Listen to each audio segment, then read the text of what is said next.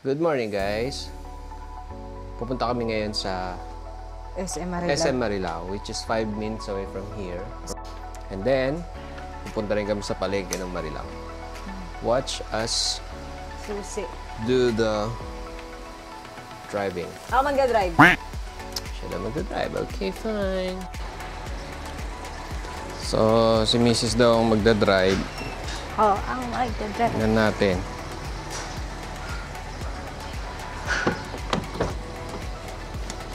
Alright. Yeah. Oh. So for someone who is 5 flat ka, babe, no? Etong SUV na to, kayang-kayang i-adjust. Kasi it has electronic na pwedeng forward, back, up, down. And meron siyang settings. Okay. Ready? Ready. Okay, tandaan lang tayo, guys. Go, go, go.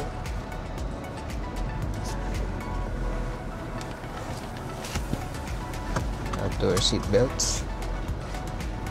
So, ano naman feeling mo habang nagdadrive? Can you walk us through? So, eto, lagi ako nagkakamali dito kasi lagi ko natatamaan yung gutter. So, ngayon hindi kasi maliwanag. Very good. Okay, so merong malaking truck sa unahan. For someone who has minimal driving experience, medyo intimidating kasi yung mga ganyan kalalaking sagabal sa daan. But for my wife, natututo na siya unti-unti. Hindi na siya tense sa manibela unlike before. Okay. By the way, nagpalit tayo ng microphone. Ang gamit natin ngayon is yung DJI Mic Mini. And napakadali niyang i-connect. Of course, this is a DJI Action 5 Pro. Prepare mo lang, yun na. Unlike nung gamit ko is Holyland Lark M2, you have to put in yung USB-C dito sa body ng camera mismo.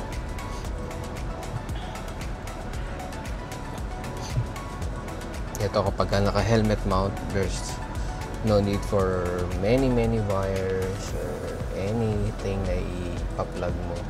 Kasi ang tendency, kapag ibang mic ang gamit mo, you have to remove the case ng camera.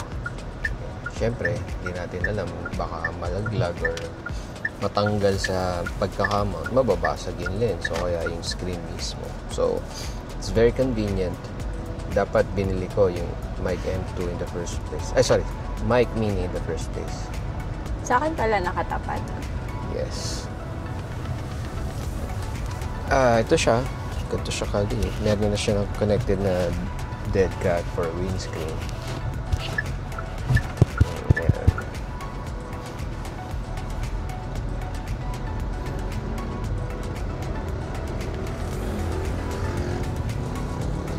So, sobrang bilis ng asawa ko. Naunahan siya ng tricycle. But that's okay. Huwag kayong makipag-unahan sa ganyan. Tama. Kasi ang buhay ay di karera. Yun. Shoutout, Bini. Uli ang mamamatay. Shoutout, Bini. Ayan. Kasi sabi ng asawa ko, kailangan pag nagda-drive ka, yung pride mo, ibaba mo. Tama yan, tama. Pride and ego. Ang Huwag ka pride, mag-drive ng mataas ang ego mo. ang pride, sinasabon, hindi inuugali, guys. Tandaan niyo. Tama. Kasi lagi tayo mabubunggo. Kaya, medyo okay naman ang aking driving experience. So far, so good. Ang key lang naman dyan is build your self-confidence. Tsaka yung yung pressure, yan. Kailangan ko ma-overcome yan eh. Pe-pressure ka pala. Oo, lalo na kapag ka-traffic, tapos nagbi-beep-beep na sila.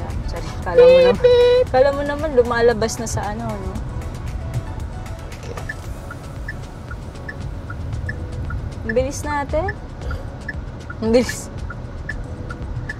3, 2, 1. Ayun guys, igigilid ko lang. Ayan. Ayan. Kasi, nagpalit na kami. Punta tayo sa SM Marilao. Because practice lang yan guys. So, isa tayong ano pa rin, responsableng driver. Hindi tayo pasaway. Hindi tayo magdadrive ng walang lisensya sa labas ng subdivision. Yes. So, ano lang naman yun. Inside, ano lang namin. Anong tawag doon? Basta usapan lang namin. Private lang. Private lang. Yeah, on the way kami sa SM Marilao. Kanina pa namin sinasabi. Paulit-ulit. Meron kasi kaming target na lutuing ulam. Which is sinigang sa miso. Na salmon belly, guys. Sarap. Pag in-order nyo yun sa resto, so salmon belly, tsaka salmon head. Ayun lang kasi ang binigay. Bigay lang yun ng aming father. Patay. Yeah. We decided mag-mall na lang. Tapos mamaya pumunta tayo ng palengke para bumili ng ingredients. Oo. There are some errands that we have to look for first. Yes, that's correct. Okay, we're almost here sa SM. Ayan, ang lapit lang. Parang 2 minutes na ng video na to pag nasa mall na. Right. Diretso na lang tayo. Yeah. For rent. Then we... Ito guys, yung daan. By the way, sa mga nakikita na ng sasakyan na ganito, this is a China-made car. It's a Cherry Tiggo 8 Pro 1.6. And ang torque nito is 290 Newton meters of torque. Reliable ba tong brand na to? Slowly, it's building its reputation, reliability. Nasa amin to almost 2 years na. Awa ng Diyos, wala pa namang major issues na na-encounter. And nadala na namin to kung saan-saan. Pinakamalayo yung sa Patar, tapos Aurora sa Baler, sa Dipakulaw. Sabi, Dinadjawan? Dinadjawan ba yan? Dinadjaw. Parang hindi Dinadjawan. Yun, Dinadjawan. Okay.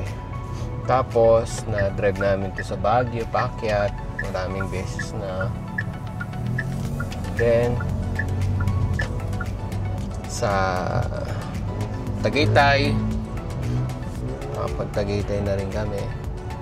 And this week, pupunta kami ng Bagak, Bataan.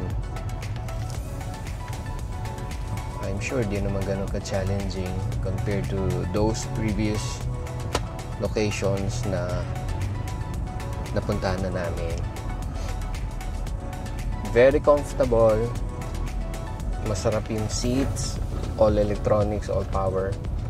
Yung bintana, yung silya, yung manibela, power steering, electronic power steering. No more steering pump. Tapos ventilated yung seats. Heated din pala. Heated and ventilated.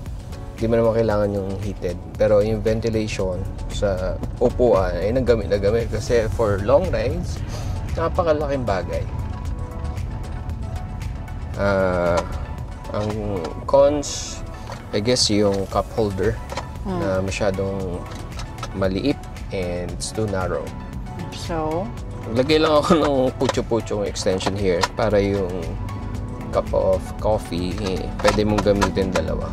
It's flimsy but it's not intended for long-term use naman. And it also has a wide touchscreen display na very usable. Yung entire screen niya, you can use Android Auto and Apple CarPlay.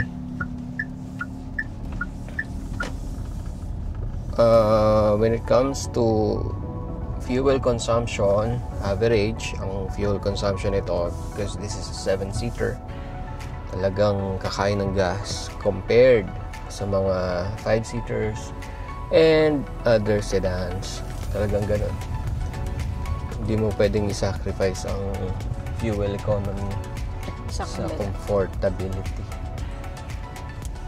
Comfortable, I would always choose comfortable any time of the day kumpara sa fuel consumption. Meron kasi mga kilala ng make brands and na minamarket nila as tipid, which is tipid naman talaga kasi hindi ganun ka advanced yung features, hindi ganun ka komportable. Ang dami nitong safety features. Meron tong curtain airbags, front knee airbags. I don't think na meron pang parking. So, let's look for other places. Oops, okay. Dito sa kabilang side. Ito na lang. Okay.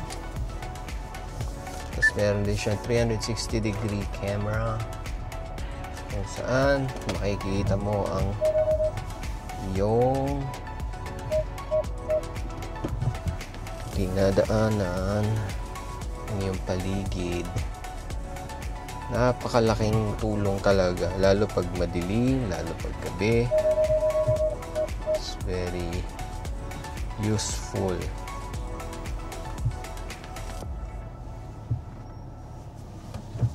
Ako, I've been driving for more than 10 years now.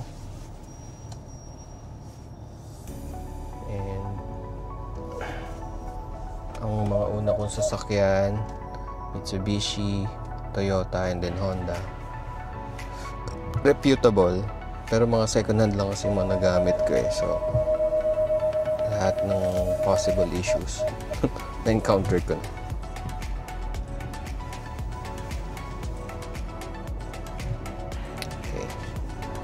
Okay, we're good. We're done. Ito na kami sa SM. Babe, mag-withdraw. Transfer mo na lang kaya sa akin. Ano? Pera mo na lang. Ba't pa transfer sa'yo? Wala kang pera. Ang daming pera. Yung bag na yan. Oh, Wala akong pera. imposible ko lang pera eh. Dapat ang sinasabi mo, marami akong pera, kaso Marami akong pera. Hindi ko na alam saan ko gagastos eh. Yun, ganun. Tulungan mo nga ako. Tara, madali yan. By the way guys, gusto nyo ba yung 60,000 nyo maging Gawin. 60,000 ko? Madali Ano yan. pang hinihintay nyo? I-transfer mo na. Transfer mo na. Ay, ito ang SM Barila. It's very near our home. Ito yung go-to place namin pag kailangan namin ng mga... Oops! Sarado. Dito tayo sa gilid. Meron! Dadaan ka lang dito. So, malayo siya, pero nakakonekta pa rin yung mic niya. You can speak. Meron pala. Minsan ay nalilimutan nga sandali. Ito, Ngalan sa luwi. may organ. Sombrero daw, tanggalin. Ayan, tanggalin natin yung sombrero. Rinig kaya tayo kasi maingay dito eh. I think so, yeah. Bye, guys. Bye-bye.